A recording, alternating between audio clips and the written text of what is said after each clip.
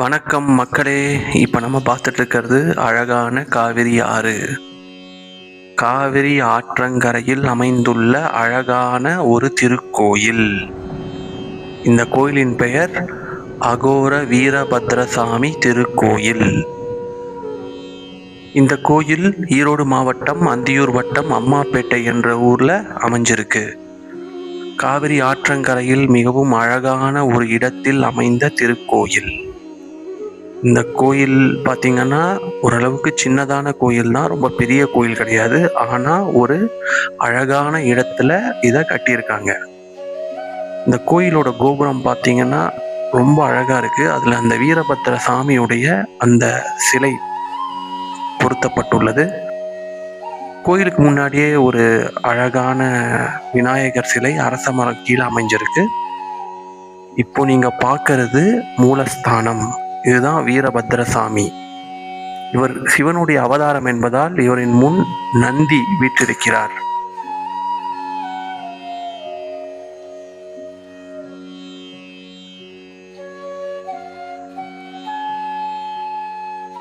கோயில்ல பூஜை பண்றவங்க இங்க இருக்கிற ஆற்றங்கரையிலேயே குளிச்சுட்டு சுத்தமா பூஜை பண்றாங்க. இந்த கோயிலுக்கு வர பக்தர்களும் அந்த காவிரி ஆற்றிலேயே குளிக்கிறாங்க, குளிச்சுட்டு பூஜை பண்றாங்க. இப்போ நீங்கள் பார்க்கறது மூலஸ்தானம். மூலஸ்தானம் பக்கத்தில் இருக்கிற விநாயகர் முருகர் சிலை. இவர் சிவனோட அவதாரம் என்பதால் விநாயகர் முருகர் சிலை பக்கத்தில் வச்சுருக்காங்க. இப்போ பூசாரி அந்த விநாயகர் அண்ட் முருகர் சிலைக்கு பூஜை பண்ணிட்டு இருக்காரு.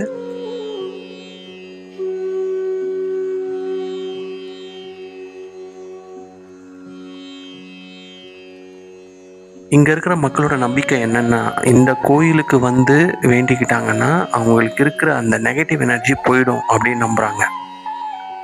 இப்போது பில்லி சூனியம் அந்த மாதிரி சில நெகட்டிவ் எனர்ஜிஸ் இருந்ததுன்னா அது அவங்கள விட்டு போயிடும் அப்படின்னு நம்புகிறாங்க.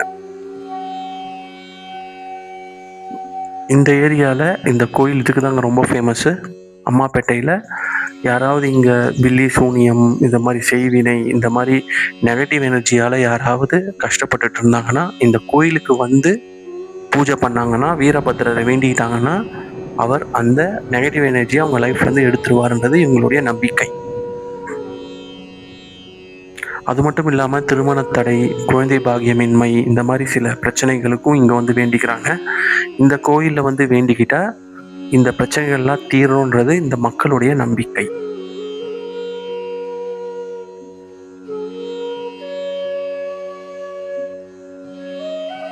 சாமிக்கு அழகாக அலங்காரம் பண்ணியிருக்காங்க.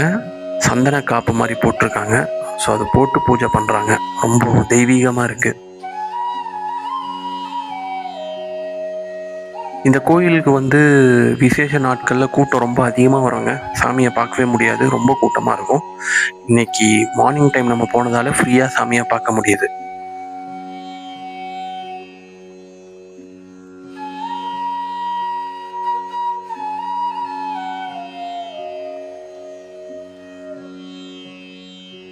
ரொம்ப பவர்ஃபுல்லான காடுங்க அவர்.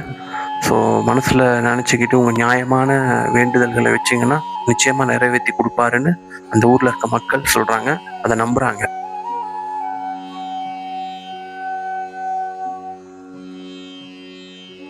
வெளிநாட்டிலலாம் இந்த சாமியை வேண்டிட்டு போகிறாங்க. இதோட பவர் தெரிஞ்சு வெளி மாநிலங்கள் வெளிநாட்டிலேருந்துலாம் கூட மக்கள் இந்த சாமியை கும்பிட்றாங்க. அவங்களுக்கும் அருள் பாலிக்கிறார் கடவுள். அதனால் இந்த ஏரியாலேயே ரொம்ப ஃபேமஸான கோயில் இது.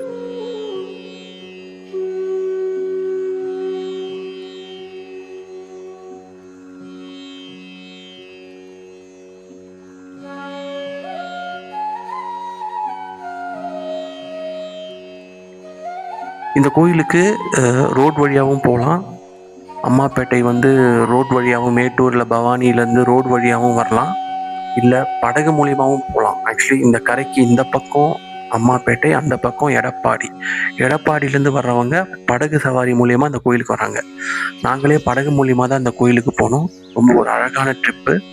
ரொம்ப ஒரு அமைதியான ஆற்றின் மீது அழகாக போய் அந்த கோயிலை பார்த்தோம்.